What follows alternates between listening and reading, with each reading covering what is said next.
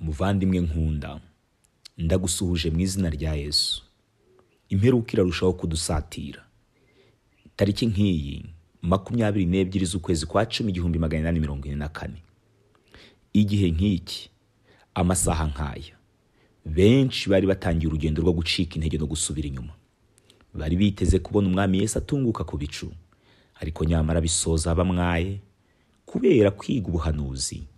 Bagategerezanya amatsiko kuza kwa Yesu, bakaba bari bazi ko kwezwa k'ubuturo bwera kwavuzwe muri Daniel 8:14 kwarebaga kwezwa ku isi, byarangiye bahushije intego. Nyamara harokotse 50 babashije guhagararira Imana. Turi mu gihe urubanza rwa buri wese ruri gusuzumwa, iherezo riri bugufi, ubwami bw'Imana buri hafi. Indirimbo ya 321 iratubwira ngo reba ibimenyetso. Ni ibimenyetso by'urugendo. Imyaka 181 iratambutse itorero ry'Abadiventiste umunsi wa 7 ribayeho. Ni itorero ry'ubuhanuzi nk'uko waribona mu Byahishuwe igice cya 10. Iri ntabwo ari itorero ryavutse kubw'impanuka. Ni itorero rifite umugambi. Nyamara natwe dushobora kumwara, kabone n'ubwo ubuhanuzi buri kwisukiranya, ibimenyetso tukabibona, ikibazo kigura n'igurisha kikaba cyihuta.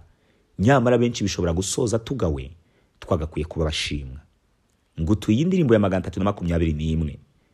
Bavandimwe, igishushanyo cy'inyamaswa cyararemwe. Ikarita faranga itugezeho, ikarita rangamuntu itugezeho, iri digital ID.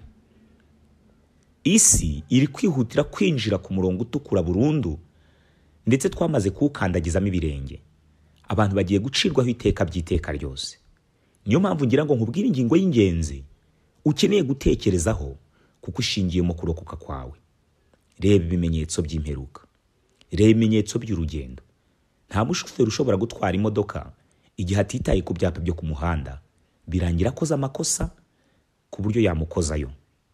Muvandimwe nkunda, mfashe uyu mwanya ngo nkwibutse ko imyaka 181 itambutse.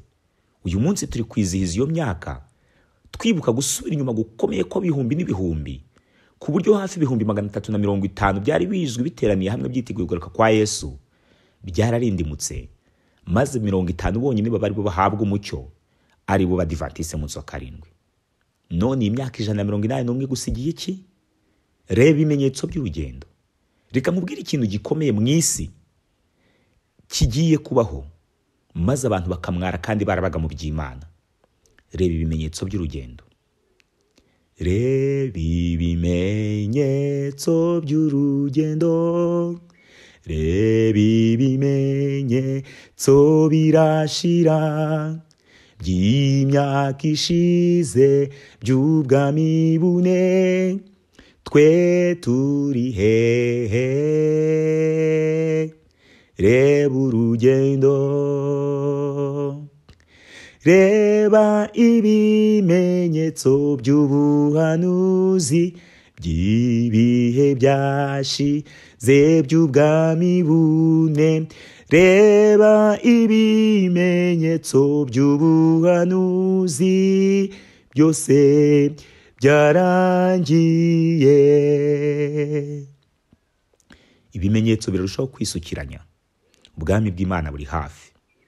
Nyamara benshi mu Badiventiste bagiye gutungurwa. Benshi nibyo amaso yabo ari kubona ibimenyetso byisukiranya.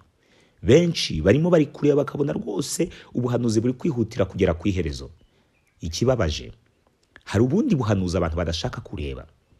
Ni ubuhanuzi bwo kwangirika kw'imico, ubuhanuzi bwo kwikunda, ubuhanuzi bwo kuvuga ariko tugakora bike. Uyu mwanya, igihe tuzirikana imyaka 181 ishize iri torero ry'Abadiventiste umunsi wa 7 ribayeho, kandi rikabaho binyuze mu gutakara kw'ibihumbi byinshi, hakarokoka mbarwa 50 bonyine. None ndebera aho duhagaze. Reka mbabwire ibanga rikomeye dukeneye gutekerezaho. Ikigisho cya 29 cyitwa ngo ubutumwa bw'imbuzi no kwinginga. Ni mu gitabo Ibyakozwe n'Intumwa cyanditswe na N.G. White. Handitse amagambo avuga ngo kwitanga kugomba kuba kuzuye. Umuntu wese w'umunyantege nke, ushidikanya kandi uri ku rugamba, wiyegurira Imana burundu, ashyirwa mu mubano utaziguye n'imbaraga zimubashisha gutsinda. Ijuru rimuba hafi kandi mu gihe cyose cyo kugeragezwa no mu bukene, ashyigikirwa kandi agafashwa n'abamarayika b'abanyampuhwe. Amen. Kwitanga kugomba kuba kuzuye. Mbese witanze byuzuye? Imibereho yawe yaritanze byuzuye? Muvandimwe wanjye, umuntu wese w'umunyantege nke kandi ushidikanya kandi uri ku rugamba wiyegurira Imana burundu, ashyirwa mu mubano utaziguye n'imbaraga zimubashisha gutsinda. Ijuru rimuba hafi kandi mu gihe cyose cyo kugeragezwa no mu bukene. Duhagaze mu isaha aho inyundo y'ubukene iri kuvuza ubuhuha. Ariko nyamara mu gihe cy'ubukene, uyu muntu wiyegurira Kristo byuzuye ashyigikirwa kandi agafashwa n'abamarayika b'abanyampuhwe. Ijambo marayika risobanuye intumwa. Intumwa z'inyampuhwe ziri hehe kugira ngo zihagarare muri iyi saha? Ibimenyetso ko byisukirana mbese muri wowe haba huzuye imbabazi n'impuhwe. Banyababiloni bategetse isi, hazaba Medi n'Abaperesi, Abagiriki batwaye isi, hazaba Roma. Twe turi hehe? Reba ibimenyetso by'ubuhanuzi by'ibihe byashize by'ubwami bune. Reba ibimenyetso by'ubuhanuzi byose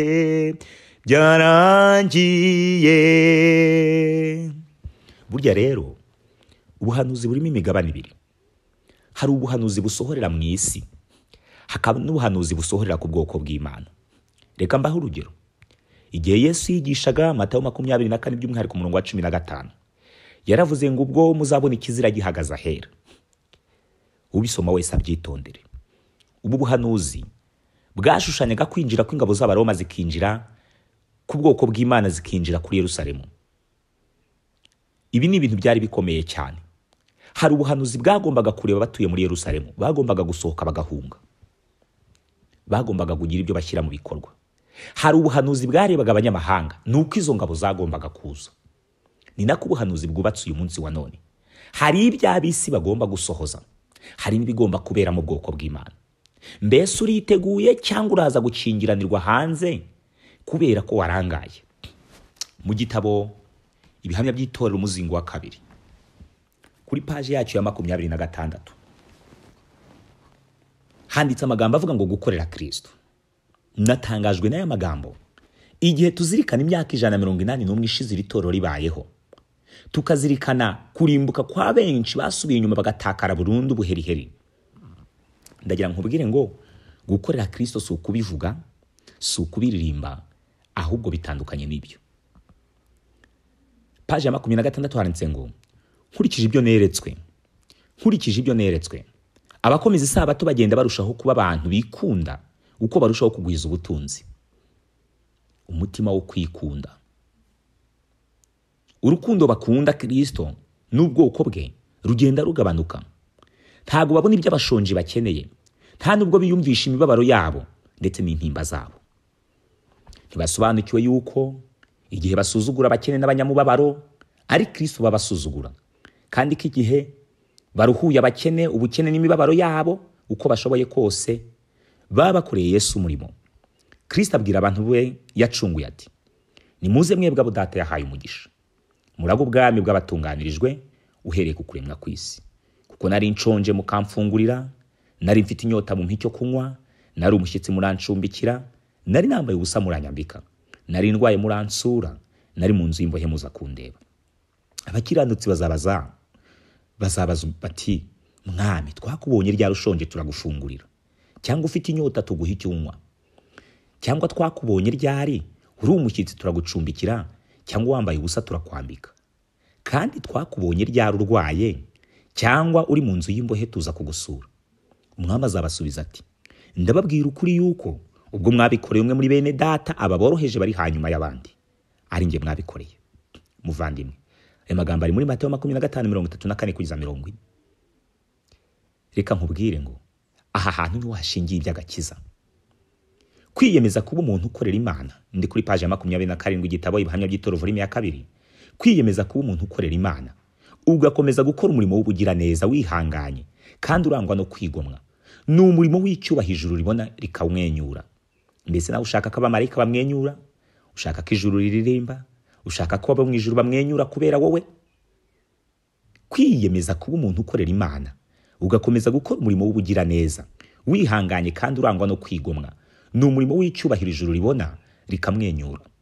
Umurimo ukoranywe gukiranuka ni wo wemerwa cyane mu maso y'Imana kuruta kuramya kurimo ishyaka kandi gutekerezwa ko ariko kwera kurusha ibindi byose. Iri jambo ryankubise hasi bikomeye, ndashaka kuri gusangiza. Umurimo ukoranywe gukiranuka ni wo wemerwa cyane mu maso y'Imana kuruta kuramya kurimo ishyaka. Gukorana na Kristo niko kuramya Imana nyakuri. Amasengesho, kwinginga ndetse no kuvuga ni imbuto z'igiciro gito abantu bakunda kwizirikaho. Nyamara imbuto zigaragarira mu mirimo myiza, kwita ku bakene, imfubyi ndetse n'abapfakazi, ni imbuto nyakuri kandi zera ku giti cyiza mu buryo busanzwe. Ndatangaye cyane umurimo ukoranywe gukiranuka. Reka mbabwire ngo amasengesho no kwinginga ndetse no kuvuga, ibibwirizwa byabaye byinshi yewe kandi ni ingenzi, ariko bavuze ngo ni umurimo w'agaciro gato cyane, ni umurimo w'igiciro gito, ngo ariko nyamara dukunda kuwizirikaho. Nyamara imbuto zigaragarira mu mirimo myiza nko kwita ku bakene, imfubyi ndetse n'abapfakazi, ni imbuto nyakuri zera ku giti cyiza mu buryo busanzwe. Bavandimwe inshuti z'umusaraba, igihe tuzirikana imyaka 181 ishize iri torero ribayeho ry'Abadiventiste umunsi wa karindwi, igihe benshi basubiye inyuma bakarindimuka, iki ni igihe cyo kugira ngo dushyire mu bikorwa isomo rya Yesu.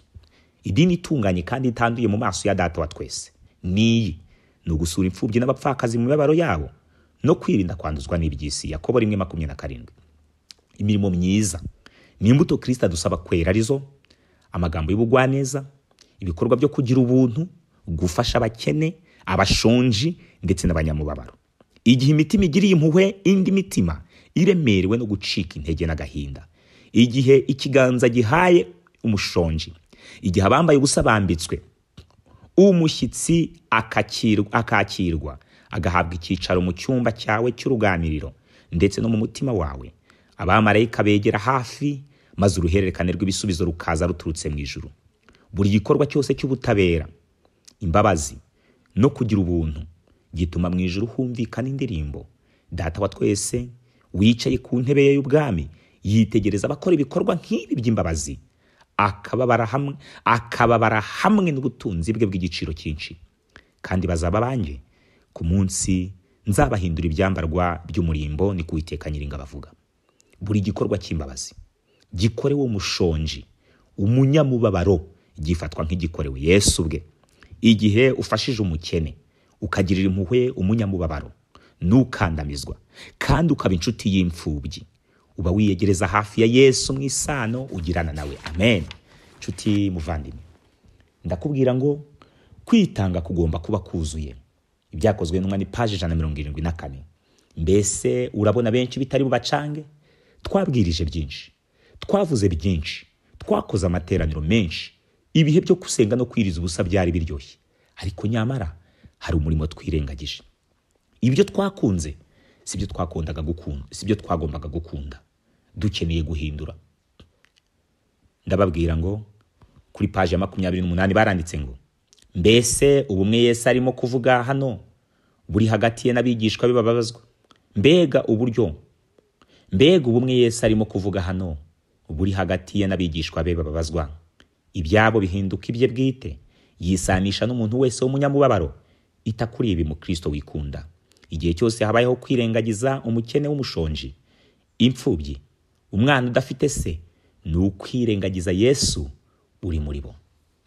Muvandimwe wanjye, ibimenyetso biri kwisukiranya. Hari byinshi twakavuze, hari byinshi twakagarutseho, nyamara ibibwirizwa byacu byabaye ibyo kuvuga, imibereho isigara itavuga. Dukeneye guhindura. Aho mu matsinda muherereye, aho mwiherera mugasenga, nimuzamura ingingo yitwa ibwiriza butumwa rishingiye ku mibereho. Reba ibimenyetso by'imperuka.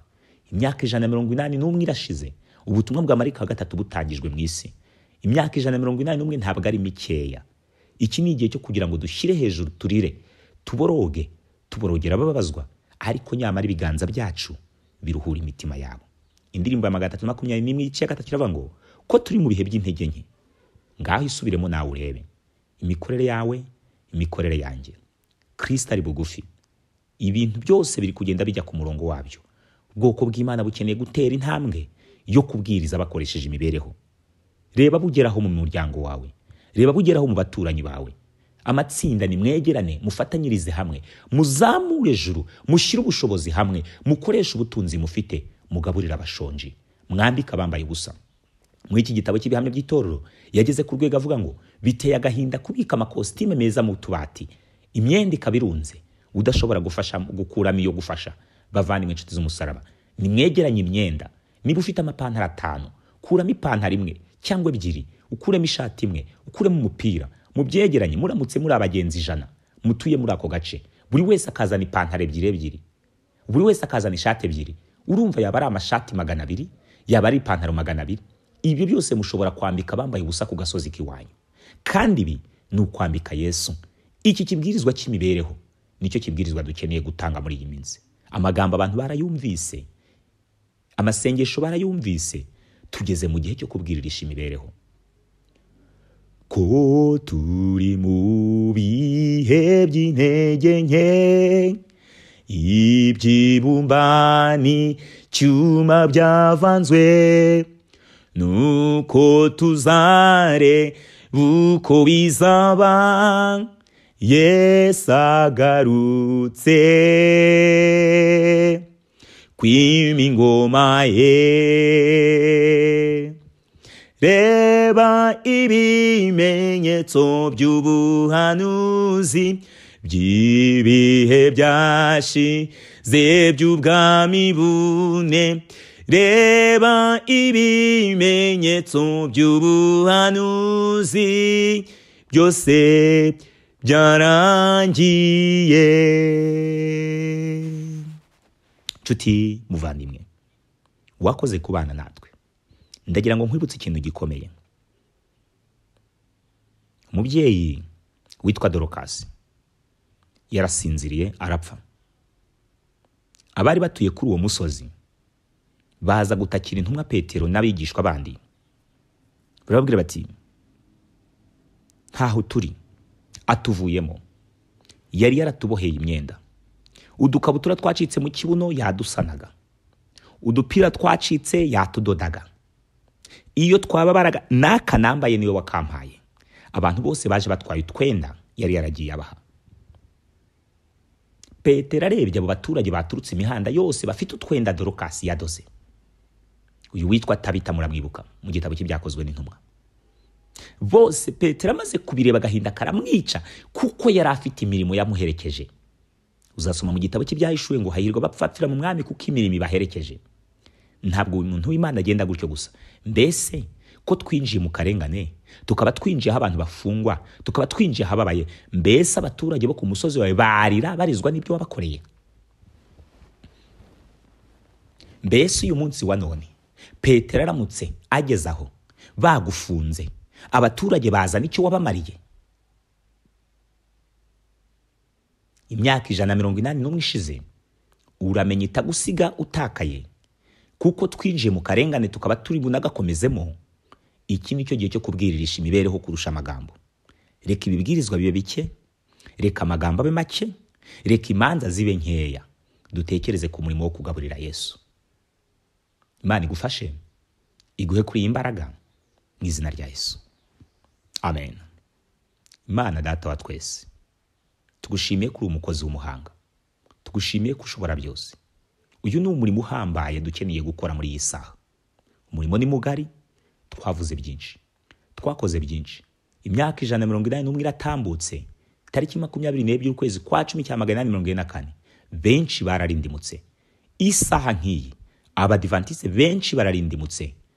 Ariko mwami, umuntu wese wumvira ijambo ndamuzamuye mu bikari byo mu ijuru kugira ngo uduhindurire, utuzure, dukure mu rupfu, udushyire mu bugingo, utwigishe icyo ushaka ko tumenya, uduhindure ubwoko bwawe bukomeye.